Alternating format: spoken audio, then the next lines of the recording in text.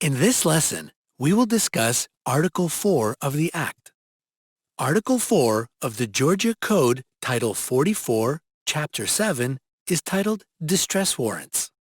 A distress warrant is a legal document that allows a court officer to take back the property of a tenant if the tenant fails to pay rent. Once again, we will look at each individual section. The first section is Section 70.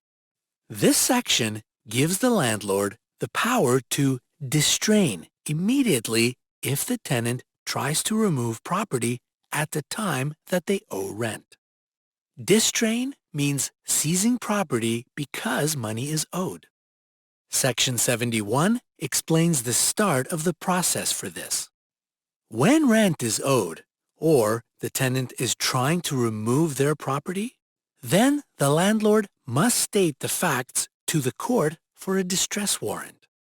As we continue through the sections, we find the process for the distress warrant quite similar to that of the dispossessory proceedings. In Section 72, once the landlord has given their affidavit, the judge will give a marshal the right to serve the affidavit and summons to the tenant. In this instance, the tenant must respond within 5 and 7 days from being served. Section 73 gives the tenant the right to pay the full amount of the rent owed plus the cost of the distress warrant and have that serve as their full defense in dismissing the case. Section 74 goes through several possibilities considering the defendant's response. The defendant can answer in writing before the hearing, or they can answer at the hearing orally. Their answer will be added to the affidavit and could contain any counterclaims and defense. If the tenant does not answer, then the court will find in the landlord's favor, and the affidavit will be entered as fact, and all rent will be owed without a trial. If the defendant answers, then there will be a trial, and in the meantime, the tenant will be able to stay on the property and keep their personal property so long as they comply with Section 75. Section 75 explains the process of paying rent during the trial period. The tenant must comply with this section in order to maintain possession of the property. First of all, the tenant is required to pay all the rent that they owe at the time that they made their answer to the summons, or they can give receipts for that amount showing it has been paid to the landlord. If the amount of rent is in dispute, then the court will decide the outcome of the dispute. The tenant will then have to pay all due rent into the registry of the court as it becomes due. Just like with dispossessory proceedings, the amount of rent that is due is based on the rental contract. And if it remains in dispute without a rental contract, then the amount will be based on the last payment which the landlord accepted and did not object to in writing. There is an added clause in Section 75, which adds that money paid through the dispossessory proceedings for the same purpose will satisfy the requirements of the tenant to pay rent for their distress warrant. Section 75 goes on to state that during this process, the tenant cannot move, conceal, or sell their property unless posting bond, which will be addressed in the next section. Additionally, if the tenant does not pay the court the amount it is determined they owe, then they will lose the right to their property, although they will still be able to fight their case. Section 75 ends with a clause about the court's payment to the landlord.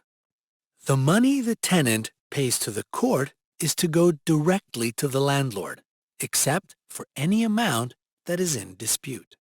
A tenant who wants unrestricted use of their property while facing a distress warrant may post bond. Section 76 sets the guidelines for that process. If the tenant wants to transfer, move, or convey their property, they will have to get a bond with good security for either the amount of the property or the amount of the rent that is said to be owed, whichever is less. Section 77 looks at the outcome of the trial. If the outcome is against the tenant, then the judgment will be in the landlord's favor for any rent owed, damages claimed, and for the distress warrant. If the judgment is for the tenant, then they will be allowed to remain on the property.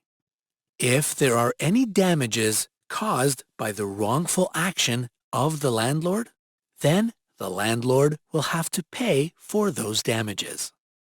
The money paid in the court registry will be distributed based on the counterclaims and judgments. Any property seized by the court that belongs to the tenant will be returned to him. Section 78 states that any decision is subject to appeal, and if the tenant appeals, then they have the right to keep their property through the full process, so long as they comply with Sections 75 and 76. Section 79 looks at the execution and levy of a distress warrant. Once a distress warrant has been granted, this section gives the marshal, sheriff, or deputy the right to advertise and sell the property. The rules regarding this are the same as for levy and sale under execution, which is the standard way that a marshal or sheriff is allowed to sell seized property. The landlord is paid the money they are owed from a granted distress warrant through a lien. Section 80 describes this process. The lien is placed on the property at the time that they make their affidavit, but it does not take precedence before any older lien that has already been placed on the property, with the exception when the property in question is crops. Section 81 explains that a third person may make a claim on property that has been distrained, and that person will have their own rights to a trial. The final section of Article 4, and the final section we'll be looking at, the Landlord and Tenant Act and how it deals with situations when the property in question is a mobile home. Section 82 states that a mobile home is considered a tenant's personal property, and so is subject to all the laws regarding distress warrants.